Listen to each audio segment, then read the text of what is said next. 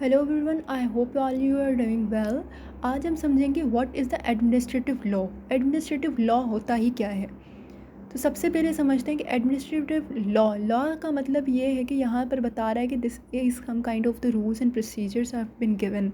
तो एडमिनिस्ट्रेटिव का क्या मतलब है। यहाँ पर एडमिनिस्ट्रेटिव का मतलब है आपकी जितनी भी गवर्नमेंटल अथॉरिटीज़ होती हैं, जितनी भी सरकारी अथॉरिटीज़ होती हैं उसके बारे में, भले वो वफाकी हों या सूबाई लेवल पर हों, इन सबको एक डेलीगेटेड पावर दिया गया है बाय द लेजिस्लेचर। जो भी कानून साज हैं उन्होंने इन सबको एक पावर दी गई है और उनको डील किया जाता है as a agents of executive. सही है।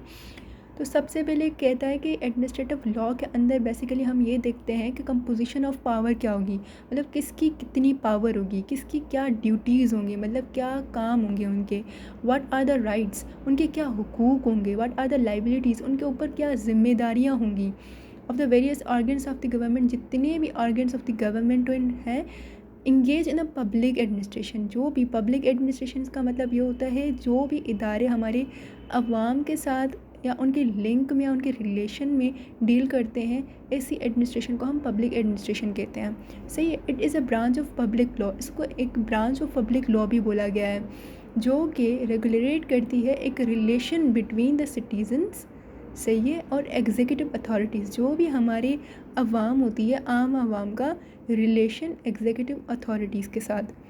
सही है। उस ताकि वो उनका पावर को एक्सरसाइज कर सकें। उसके अलावा एडमिनिस्ट्रेटिव को डिफरेंट ऑथर्स ने भी, फिलोसफर्स ने भी डिफ़ाइन किया। यहाँ पर डिके ने कहा है कि administrative law is a part of national legal system which determines the legal status and liabilities of all state officials. मतलब जो अब एक लीगल स्टेट ऑफिशियल, मतलब कोई सरकारी ऑफिशियल होगा, उसकी क्या लीगल स्टेटस होगा, क्या उसकी ज़िम्मेदारियाँ होंगी, वो डिफ़ाइन करता है। और दूसरा उसकी राइट्स एंड लाइबिलिटीज़, मतलब उनके हुकूक और उनकी ज़िम्मेदारियाँ भी डिफ़ाइन करता है, भले वो प्राइवेट इंडिविजुअल्स डील करते हों एक पब्लिक ऑफिशियल्स के साथ। सही है। और दूसरी बात उसने कहा है कि ये डिफ़ाइन करता है व्हाट इज़ द प्रोसीजर। ठीक है। उस पावर का, उस राइट का, उस लाइबिलिटी का क्या प्रोसीजर होगा उसको इन्फोर्स करने का, वो भी हमारा एडमिनिस्ट्रेटिव लॉ हमें बताता है। राइट। अच्छा, यहाँ पे दूसरा जो है मोंटेस्क्यू जो है वो एक फ़िलासफ़र है जिसका लॉ के अंदर बहुत ही गहरा और एक स्पिरिचुअल वटेवर द, मतलब इसने एक सी ज़बरदस्त थ्योरी दी है जिसके अंदर ये एडमिनिस्ट्रेटिव लॉ के अंदर बहुत ही वैल्यूएबल है। राइट। तो स्पिरिट ऑफ लॉ के अंदर 1978 के अंदर मोंटेस्क्यू ने प्रोनाउंस किया था एक theory of separation of the political powers, जिसके अंदर उसने ये बताया था कि आपके पास आर्गन्स जो हैं वो डिवाइड होने चाहिए हैं। आपकी पावर एक इंस्टीट्यूट के पास नहीं होनी चाहिए, आपकी पावर सेपरेट होनी चाहिए, आपकी पावर डिवाइड होनी चाहिए। इसलिए उन्होंने कहा कि लेजिस्लेचर, एग्जीक्यूटिव एंड जुडिशरी के पावर्स अलग अलग होंगे। सेपरेशन ऑफ पावर जो है इसका मेन मकसद यही था कि ताकि हम हर एक इदारा एक दूसरे के ऊपर चेक एंड बैलेंस कर सके। और दूसरी बात ये कि इन पावर को एक जगह पर वन हैंड नहीं होना है, और ना ही कोई एक दूसरा इदारा उसमें इंटरफेयर करे। सही है। हर इदारे को एक अपनी अपनी पावर दी गई है। So these organs are divided into the 3 main organs such as the executive, judiciary and legislative. ठीक है। तो एग्जीक्यूटिव का मतलब ये होता है कि वो रिस्पॉन्सिबल होंगे, फॉर्मुलेट करेंगे, एग्जीक्यूट करेंगे जो भी गवर्नमेंटल पॉलिसीज़ होती हैं उनको। सही है। जुडिशली रिस्पॉन्सिबल होंगे ताकि वो जितने भी मसाइल हैं लॉ से रिलेटेड उनको सुन सकें। और लेजिस्लेटिव का काम होता है कि वो लॉ को बनाएं, उनको तरमीम करें, उनको रिपील करें, उनको स्क्रूटाइज़ करें गवर्नमेंट के लिए, ताकि वो एक फाइनेंशियल डिसीजंस जो हैं वो दे सकें। तो इसलिए मोंटेस्क्यू ने सेपरेशन ऑफ पावर्स का जो है कॉन्सेप्ट दिया अपने बुक में, जिसके अंदर उसने कहा कि पावर एक जगह पर नहीं होगी, इसको सेपरेट करो, लेजिस्लेटिव के अंदर, एग्जीक्यूटिव के अंदर, जुडिशरी के अंदर। इसका मेन मकसद ये था कि पावर किसी भी एक इंस्टीट्यूट के पास नहीं होनी चाहिए, power must be divided. Right. So this is the main theory of the Montesquieu, the separation of powers. अच्छा, अगेन यहाँ पर जो है objectives of the administrative law दिए गए हैं कि ऑब्जेक्टिव का मतलब होता है कि मकसद क्या है एडमिनिस्ट्रेशन लॉ को बनाने का, एडमिनिस्ट्रेटिव लॉ को क्या बनाने की ज़रूरत पड़ी। सही है। तो उसके ऑब्जेक्टिव्स क्या हैं। तो सबसे पहले ऑब्जेक्टिव है कि कंट्रोल द गवर्नमेंट पावर्स, जितनी भी गवर्नमेंट की पावर्स हैं उनको कंट्रोल करना। क्यों। क्योंकि वो बाउंड होते हैं एडमिनिस्ट्रेटिव लॉ की, उनको बाउंड करता है वो एक लॉ जो है। क्यों उनको बाउंड करता है? ताकि वो अपने प्रोटेक्ट कर सकें अपने इंटरेस्ट ऑफ द सिटीजन, जो भी शहरी हैं उनके जितने भी मकासद है, जितने भी इंटरेस्ट्स हैं, उनको क्या कर सके, सिक्योर कर सके, उनको सफ़र ना होने दें। दूसरी बात है एग्रीव्ड पार्टी को रेमेडी देना। एग्रीव्ड पर्सन जो मुतासर बंदा है उसके जो राइट्स हैं ना उनको जो है सिक्योर करना, ये इसका main function and prime function है। दूसरा है equal status of the state and public. सरकार का और लोगों का इक्वल स्टेटस है, to balance the status between the state and the public. Fourth one is the effective use of the government. उस लॉ को, उस पावर को विद इन द लॉ कैसे आपने यूटिलाइज़ करना है, सही है। Fourth is a public utility.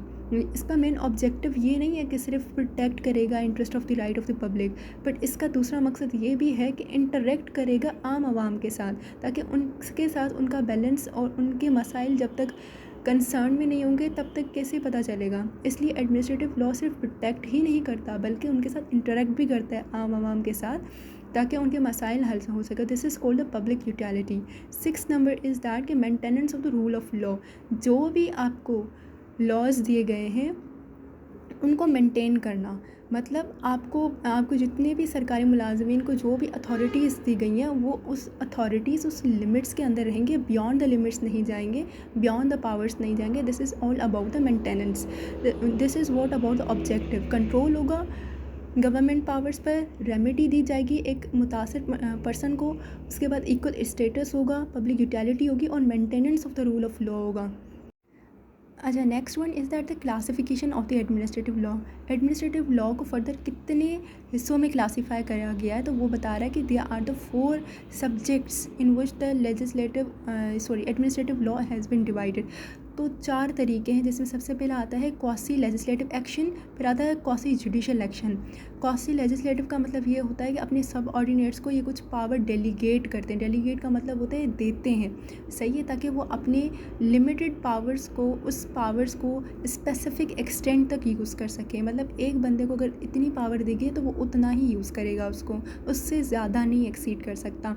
और ये जो अल्टीमेट जो पावर होती है ना वो उनके लेजिस्लेचर के पास ही होती है, वो जब चाहें उनसे ले सकते हैं। दूसरा है कि क्वासी जुडिशल। क्वासी जुडिशल में ये होता है कि उनके पास एक एडजुडिकेटरी पावर भी आ जाता है, एडजुडिकेटरी पावर को वो एक्सरसाइज कर सकते हैं।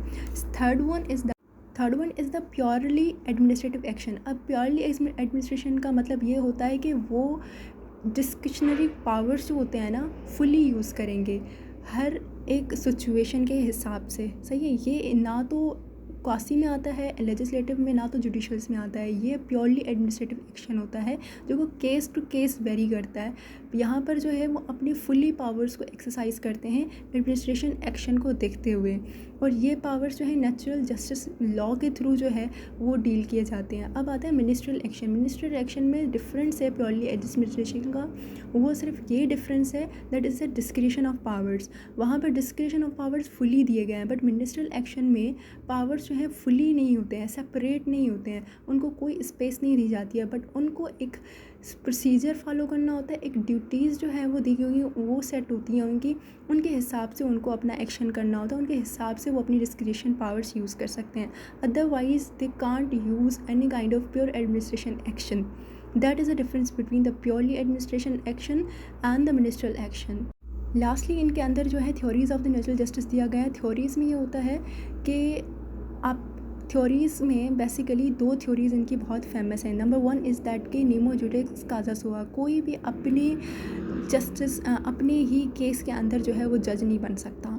Secondly the right of hearing, मतलब ऑडी अल्ट्रम पार्टम, मतलब आपको दूसरे पार्टी को भी सुनना है, हियर द अदर साइड। तो these are the 2 main theories जिस पर रिलाई करता है हमारी ये जो थ्योरीज़ हैं वो नेचुरल जस्टिस कहलाती हैं, ताकि आप नंबर 1 इसके कोई भी अपने केस में जज नहीं बन सकता। सेकेंडली कोई भी फेयर ट्रायल के बगैर जो है वो डिसीजन नहीं दे सकता, मतलब दूसरी पार्टी को भी सुनने का मौका दिया जाएगा। This is all about the administrative law. Thanks for watching.